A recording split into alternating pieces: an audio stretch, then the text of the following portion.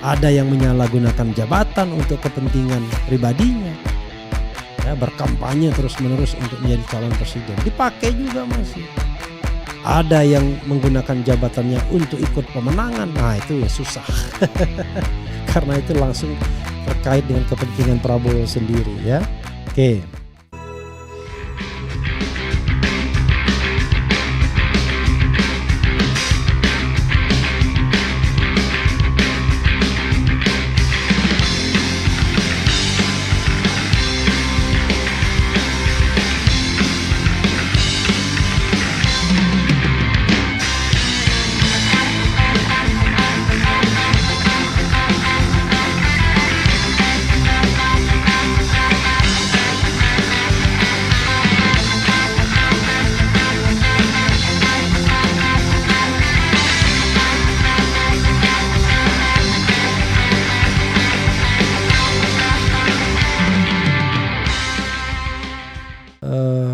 Jenderal Fahrul Razi, Tiasno Sudarto, bahkan mengetahui Trisno, Laksamana Slamet Subianto, kemudian ada Marsikal TNI Hanafi Asnan.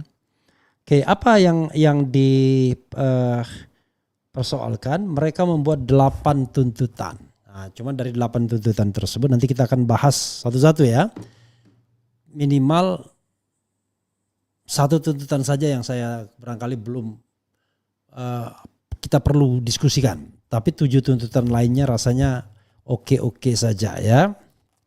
Menarik karena ramai sekali tadi yang datang di acara ya, ada jenderal-jenderal ini, dan saya coba sebenarnya mau menghubungi Sunarko ya atau Fahrul Razi ya, tapi karena mereka ini senior ya. Saya khawatir mereka sudah tidur. Kalaupun tidak ya besok masih bisa kita hubungin. Tapi kita akan bahas ya. Jadi saudara sekalian, 8 tuntutan yang dibuat itu adalah ini ya. Coba kita lihat ini kalau bisa agak di press biar tuntutannya kelihatan tuh ya. Jadi 8 tuntutan itu adalah 1, kembali kepada Undang-Undang Dasar 1945. Itu yang dituntut ya. Nah, ini kalau yang ini kita perlu pemikiran mendalam. Ya, sebagai orang hukum tata negara tentu saya akan mendalam. Tapi yang menarik ini adalah ini ditandatangani oleh telah ditandatangani oleh 103 jenderal ya. Kemudian 73 laksamana dan 65 marsikal dan 91 kolonel. Luar biasa ya. Oke, kita bacakan ya. Forum Purnawirawan Prajurit TNI ya membuat pernyataan sikap Purnawirawan Prajurit TNI. 1. Kembali ke Undang-Undang Dasar 1945 asli sebagai tata hukum politik dan tata tertib pemerintahan. Asli. Ini ada persoalan ya, tapi kita hargai dulu. 2. Mendukung program kerja Kabinet Merah Putih yang dikenal sebagai Astacita kecuali untuk kelanjutan pembangunan IKN. Oke. 3. Menghentikan PSN PIK 2, PSN Rempang dan kasus-kasus yang serupa dikarenakan sangat merugikan dan menindas masyarakat serta berdampak pada kerusakan lingkungan. Menghentikan tenaga kerja asing Cina yang masuk ke wilayah NKRI dan mengembalikan tenaga kerja Cina ke negara asalnya. Ingat ya, Cina bukan Tionghoa ya. Pemerintah wajib melakukan penertiban pengelolaan pertambangan yang tidak sesuai dengan aturan dan Undang-Undang Dasar 1945 pasal 33 ayat 2 dan ayat 3. 6. Melakukan reshuffle kepada para menteri yang sangat diduga telah melakukan kejahatan korupsi dan mengambil tindakan tegas kepada para pejabat dan aparat negara yang masih terkait dengan kepentingan mantan Presiden RI ke-7 dalam kurung Joko Widodo. 7. Mengembalikan Polri pada fungsi Kamtibmas, keamanan dan ketertiban masyarakat di bawah Kemendagri. Luar biasa ini ya. Ini aspirasi purnawirawan prajurit TNI ya. 8. Mengusulkan pergantian wakil presiden kepada MPR karena keputusan MK terhadap pasal 169 huruf Q Undang-Undang Pemilu telah melanggar hukum acara MK dan Undang-Undang Kekuasaan Kehakiman. Jakarta Februari 2025. Telah ditandatangani oleh 103 jenderal, 73 laksamana, kemudian 65 marsekal dan 91 kolonel. Yang menandatangani Fahrul Razi, Jenderal TNI Purnawirawan, kita tahu mantan Wakil Panglima TNI. Tiasno Sudarto, Jenderal TNI Purnawirawan, kita tahu mantan KSAD alias Kasat, Kepala Staf Angkatan Darat. Slamet Subianto, Laksamana TNI Purnawirawan. Kalau dia Laksamana, dia pasti mantan Kepala Staf Angkatan Laut ya. Kemudian Hanafi Asnan, Marsekal TNI Purnawirawan. Kalau dia Marsekal, pasti mantan Kasau, Kepala Staf Angkatan Udara. Kemudian mengetahui adalah Tri Sutrisno, Jenderal Purnawirawan TNI. Selain mantan Panglima ABRI pada waktu itu, beliau juga adalah mantan Wakil Presiden dan bisa dibilang sekarang merupakan jenderal paling senior ya. Saudara sekalian, coba kita telepon ya. Tetapi kalaupun tidak menyaut, nanti mungkin lain kesempatan kita iseng-iseng saja telepon Jenderal Maijen Sunarko coba ya. Tadi sih tidak diangkat sama beliau, tapi intinya tampilkan juga foto-foto kegiatan ya.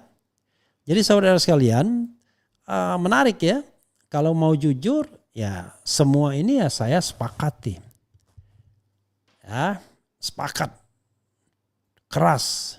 Nah hanya yang problematik sedikit adalah kembali ke Undang-Undang Dasar 1945. Ini perlu perdebatan ilmiah akademik. Ya, apakah memang itu adalah jalan bagi masa depan Indonesia atau tidak. Tapi kalau tuntutan lainnya so far nggak ada masalah. Ya, tata kelola pertambangan sesuai pasal 33. Kemudian mengenai TKA Cina, kemudian mengenai Fufu Fafa, mengenai menteri-menteri yang masih pro Jokowi, mengenai penghapusan PSN PIK 2 Rempang dan lain sebagainya, mengenai dukungan terhadap pemerintahan Presiden Prabowo kecuali yang terkait dengan IKN, so far no problem. Satu saja catatan kita mengenai kembali pada Undang-Undang Dasar 1945 yang menurut saya tidak bisa instan perdebatannya. Karena kita harus setujui dulu, katakan dulu mana yang kita tidak setujui dari Undang-Undang Dasar 1945 yang sudah diamandemen ini. Nah dari tidak yang disetujui tersebut barulah kita kemudian berusaha melakukan yang namanya perubahan-perubahan. Begitu sobat era sekalian ya. Oke, coba kita bacakan komentar sobat era sekalian. Kelihatannya saya tidak berhasil menghubungi Pak Narko. Tapi kalau menghubungi Jenderal Fahrul Razi, saya khawatir beliau juga sudah tidur juga ya. Maklumlah para senior ini tidurnya teratur. Tapi coba kita Jenderal Fahrul Razi coba kita hubungin. Apakah bisa dihubungi atau tidak. Tapi ini saya dapat foto ya dari Jenderal Fahrul Razi, tetapi saya khawatir ajudannya atau siapa. Termasuk foto Pak Jenderal Fahrul Razi. Mudah-mudahan beliau sehat terus ya agar bisa berkontribusi. Jadi kita iseng-iseng saja. Saya tahu Jenderal Sunarko, Jenderal Fahrul Razi pasti orangnya cepat tidur dan disiplin ya. Apalagi Jenderal Fahrul Razi yang lebih senior dibandingkan Prabowo sekalipun, beliau kelahiran tahun 47, bayangkan. Jadi kelahiran 47 ini bahkan lebih senior dibandingkan SBY ya. SBY kelahiran 49. Jadi Jenderal TNI Purnawirawan Haji Fahrul Razi SIP SHMH lahir 26 Juli 1947 adalah tokoh militer Indonesia yang pernah menjabat sebagai Menteri Agama Republik Indonesia di Kabinet Indonesia Maju pimpinan Presiden Joko Widodo sejak 23 Oktober 2019 hingga digantikan oleh Yakut Khalil Qomas pada tanggal 23 Desember. Dan seterusnya ya. Usia sekarang sudah 77 tahun menjelang 78 tahun. Kelahiran Banda Aceh. Begitu sahabat sekalian ya. Mudah-mudahan ini informasi yang menarik. Nanti akan kita bahas selanjutnya apa maunya para jenderal ini ya. Oke, sebentar ya. Taruh saja di situ. Jadi kita baca komentar saudara sekalian. Assalamualaikum warahmatullahi wabarakatuh. Menyimak. Waalaikumsalam. Kemudian ayo bisa yuk lengserkan Mulyono. Ini emang sangat meresahkan Indonesia. Kesabaran kita sudah di ujung sampai saya kasar ucapannya, udah emosi dengan kaum pemecah belah ini. Jangan begitu ya. Ini kan ya ini ada video ya. Jenderal Fahrul Razi, kemudian Letjen Marinir Soeharto dan kemudian Maijen Sunarko ya yang hadir di tempat. Tri Sutrisno saya tidak melihat ya apakah hadir atau tidak. Tapi saya pun terlambat datangnya tadi. Kemudian wow ngeri Jenderal Purnawirawan kasih tuntutan. Kemudian Bung Refli keren cadas, semoga selalu sehat untuk menyuarakan kebenaran. Tadi ada foto saya nggak yang sempat diambil sama Jenderal Fahrul Razi? Oh, kalau ada ya ditampilkan juga, kalau nggak ada nggak apa-apa. Kemudian Jenderal Omon-Omon, oh semoga Prabowo oke. Apalagi 20 April Bang Faisal Asgaf ada info nggak Bang? Ya sebenarnya saya sudah mengundang Faisal Asgaf untuk wawancara dari kemarin, tapi rupanya sakit beliaunya. Jadi apa boleh buat, itulah kelemahan sipil. Tidak menjaga fisik ya. Mengapa tidak satupun orang menuntut secara perdata Jokowi berdasarkan undang-undang KIP, keterbukaan informasi publik, dan menghentikan polemik soal keaslian ijazah Jokowi karena sudah menciptakan perdebatan. Walaupun kita bicara tentang tuntutan jenderal, akan dilakukan itu ya, KIP itu ya, akan dilakukan. Jadi don't worry, itu akan dilakukan ya. Kemudian ngeri Prabowo dituntut oleh teman seperjuangannya sendiri. Kemudian adili juga presiden yang telah membuat pekerja tersandera kerja kontrak lewat outsourcing. Bismillah, maju terus para jenderal terhormat, Allahu Akbar ya. Kita melawan oligarki kecuali pakai berdarah-darah dan menangkanlah. Oke. Ya. Ya itu saja saudara sekalian ya. Menarik ya. Para jenderal sudah turun tangan. Tetapi tadi sekali lagi saya mau membacakan tuntutannya ya. Jadi tuntutan yang dibuat oleh para jenderal ini. Pertama ya. Kembali ke UUD 1945 asli sebagai tata hukum politik dan tata tertib pemerintahan. Perlu diskusi lebih dalam. Itu rekomendasi saya atau pemikiran saya. 2. Mendukung program kerja Kabinet Merah Putih yang dikenal sebagai Astacita kecuali untuk melanjutkan pembangunan IKN. Kecualinya sepakat, tapi apakah semua program itu perlu kita sepakati? Saya belum bisa menjawab karena kita harus lihat Astacita itu apa saja isinya. 3. Menghentikan PSN PIK 2, PSN Rempang dan kasus-kasus serupa dikarenakan sangat merugikan dan menindas masyarakat serta berdampak pada kerusakan lingkungan. Setuju.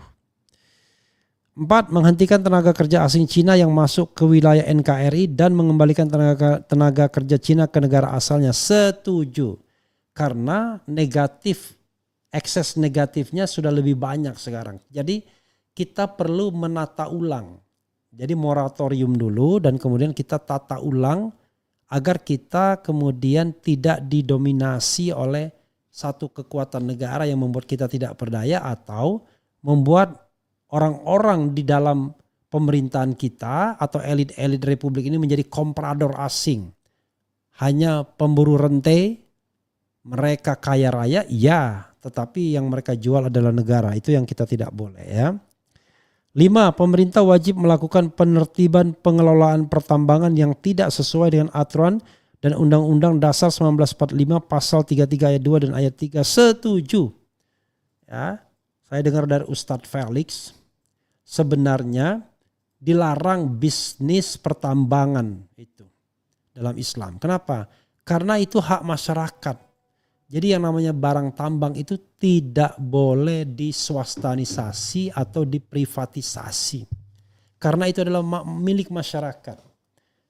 Jadi karena itu adalah anugerah Tuhan buat masyarakat, bukan anugerah Tuhan buat orang tertentu atau kelompok tertentu yang mampu membayar royalti dan lain sebagainya. Itu anugerah Tuhan buat masyarakat Indonesia. Jadi tidak boleh dimiliki secara pribadi. Seharusnya begitu tata kelola pertambangannya. Kemudian 6. Melakukan reshuffle para menteri ya. Melakukan reshuffle kepada para menteri yang sangat diduga telah melakukan kejahatan korupsi dan mengambil tindakan tegas kepada para pejabat dan aparat negara yang masih terikat dengan kepentingan mantan Presiden RI ke-7 Joko Widodo. Setuju.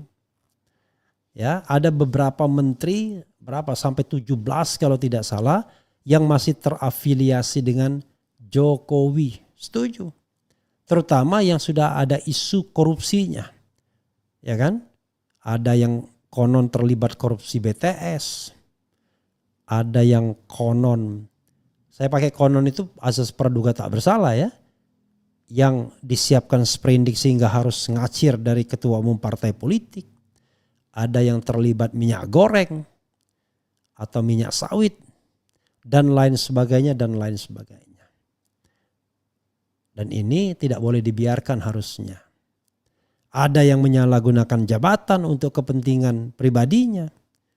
Ya, berkampanye terus-menerus untuk menjadi calon presiden. Dipakai juga masih. Ada yang menggunakan jabatannya untuk ikut pemenangan. Nah itu ya susah. Karena itu langsung terkait dengan kepentingan Prabowo sendiri ya.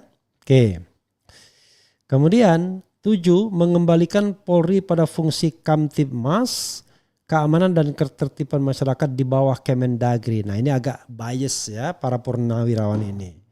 So far saya setuju bahwa kekuasaan Polri yang terlalu eksesif itu harus dikembalikan pada hitonya sebagai Kamtibmas. Tapi jangan lupa, menurut undang-undang, tidak hanya undang-undang dasar ya, karena undang-undang itu pengejawatan lebih lanjut, fungsi Polri itu tidak hanya Kamtibmas, tapi pelindung dan pengayom masyarakat, kemudian keamanan dan ketertiban masyarakat, dan kemudian fungsi penegakan hukum. Karena itu sobat era sekalian, kalau kita mau menata fungsi-fungsi ini, maka fungsi Kamtibmas ya bisa berada di bawah naungan Kementerian Dalam Negeri. Tetapi fungsi penegakan hukum tidak mungkin. Barangkali harus digabung dengan Ministry of Justice, Kementerian Kehakiman. Kemudian fungsi pelindung dan pengayom masyarakat ya barangkali langsung ke pemerintahan daerah. Jadi sobat era sekalian, kita tidak berarti tidak suka dengan polisi, bukan. Kita ingin menata agar dia muncul sebagai kekuatan sipil, bukan kekuatan sipil tetapi berwatak militer. Biarkanlah TNI yang menjadi andalan kita untuk mengatasi masalah-masalah pertahanan atau masalah keamanan di Republik Indonesia sebagai satu kesatuan teritorial. Tapi TNI pun tidak boleh main politik. Kalau TNI main politik apalagi main bisnis, mati kita, hancur kita. Karena tidak mungkin ada kontrol, tidak mungkin bisa ditegakkan good governance dan clean government kalau yang terlibat itu adalah tentara, apalagi tentara aktif. Begitu ya saudara sekalian. Ya ada orang mengatakan siapa yang berani melakukan audit terhadap keuangan Kementerian Pertahanan. Secara yang ada di sana jenderal dan militer semua. Begitu ya saudara sekalian. Mudah-mudahan apa yang kita sampaikan ini berguna ya, dan dukungan buat para jenderal, tapi beberapa item harus kita diskusikan lebih lanjut ya. Intinya adalah kita sama-sama lah memperbaiki negeri ini. Kita tidak benci Prabowo, tapi kita benci kelakuan-kelakuan yang menyimpang dari undang-undang dasar, termasuk menyimpang dari khitah kemanusiaan kita sebagai tidak hanya makhluk di bumi, tapi juga makhluk yang akan pergi ke suatu tempat yang bernama akhirat ya. Ini saya sempat berfoto dengan Jenderal Sunarko, Maijen Sunarko yang mantan Danjen Kopassus. Sempat juga berfoto dengan Farol Rozi kalau tidak salah ya. Tetapi okelah, kita selesaikan dan mudah-mudahan tuntutan ini didengarkan dan kemudian menjadi bahan pertimbangan. Tapi imbauan saya, para purnawirawan ya jangan omon-omon aja. Buat gerakan yang memang menuju ke sana, yang memang betul-betul bisa dipertanggungjawabkan. Misalnya, buat series diskusi tentang kembali kepada Undang-Undang Dasar 1945 plus dan minusnya. Buat diskusi tentang tata kelola pertambangan. Buat diskusi bagaimana cara mengganti fufu-fafa. Buat diskusi atau sinyal atau statement atau apapun yang terkait dengan menteri-menteri yang diduga korupsi dan lain sebagainya. Jadi agar ada gairah dan kita pun juga enak. Karena para jenderal purnawirawan ini berdiri di depan. Selama ini kan beberapa di antara mereka safety player. Kalau sudah menyangkut yang kira-kira bakal mengganggu periuk nasi mereka, udah mulai dia surut. Karena secara mereka orang yang hidupnya biasanya enak, ya, hidupnya biasanya makmur, hidupnya biasanya penuh dengan fasilitas dan lain sebagainya. Jadi kalau dikurangi sedikit atau bahkan digencet, ampun-ampun ya, melawan musuh barangkali tidak takut, tapi melawan rasa bagaimana kemudian kenikmatan itu diambil, itu belum tentu kuat.